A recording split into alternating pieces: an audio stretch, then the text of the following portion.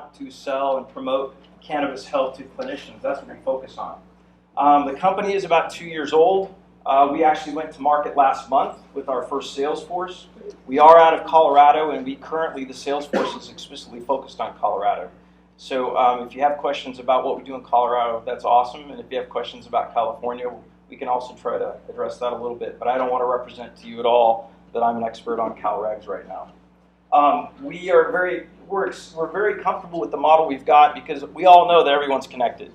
We've been out with a team, a direct sales team of 8 calling on docs for a month and a half now. It's about a 4-week cycle in terms of a sales cycle, in terms of engaging them, having the briefings, and then placing the product, and then coming back. And the average doc practice has about 1,400 unique patients.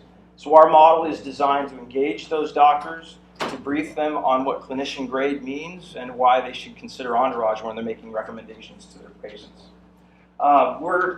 It's a massive opportunity. I'm going to go through some of these slides a little quick because everybody else has done such a great job of covering off on this content. But like I said, if there's anything you should remember about us, hopefully it will be that we are focused on clinicians with clinician-grade products, and our founders are doctors and scientists. So market opportunity, we see it a little bit, again, if I give you a little bit of a different slant today, hopefully that's what comes across. We don't really speak consumer, we speak clinician. And we speak in terms of conditions in the market. So as it relates to the formulations that we create, which are proprietary, they are condition directed. We aren't trying to create 17 different products. It's not a consumer play with lots of different alternatives and kind of a flavor for every palate. We are specifically focused on specific conditions with our formulations. We look at the market specifically in terms of patients and then the annual costs. All of these numbers, it's been interesting to listen to everybody. We talk about big pharma, and it's kind of that Darth Vader out there that we all agree about. But it is true. And we look at the opportunity to create solutions for these conditions as a $3 billion market. And the thing that's been really cool about the past day and a half is we've found that this is a collective effort. There's different technologies that are going to take care of this problem, and that's a great thing. But we believe this is a $3 trillion market. We believe this is where we're at today in terms of combined recreational and hemp, and we are a hemp CBD-rich proposition. I'm not going to spend any time here because you know the difference between hemp and CBD is purely chemical. You know that it's never been illegal in the United States for medical reasons. That's the irony of it all. It's all been pure bureaucratic and et cetera, and political. So what's interesting, though, in Colorado is that in order to grow, you just need a state agricultural license. In order to make products, you need a commercial kitchen.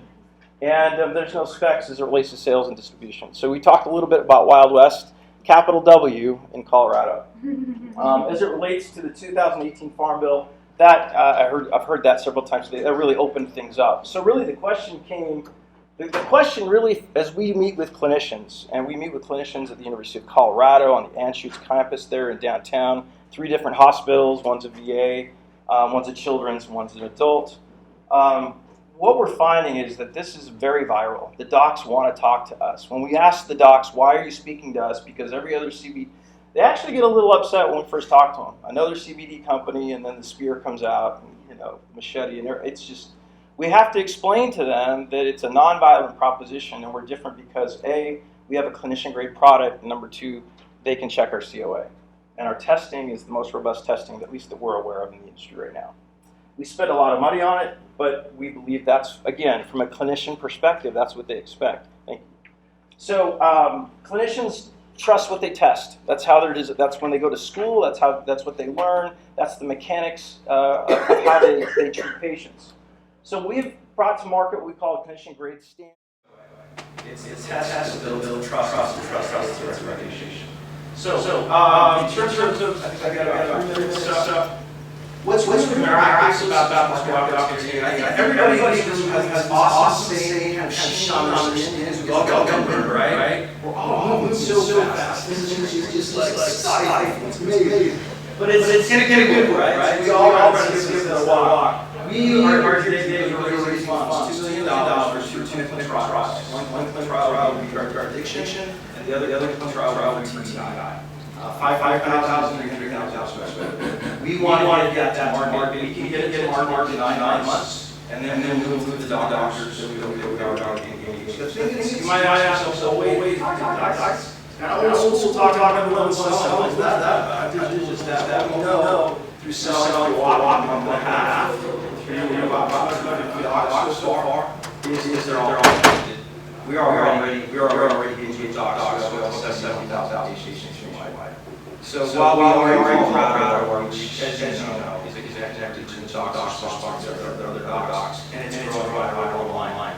So that's why we're here. We really want to get markets to clinical trials. Again, companies, clinicians. So we think in terms of conditions, we think about regulations and about our products have complete disclosure, 6 tests, not 2 or 3, all 6 tests, and they're on the label.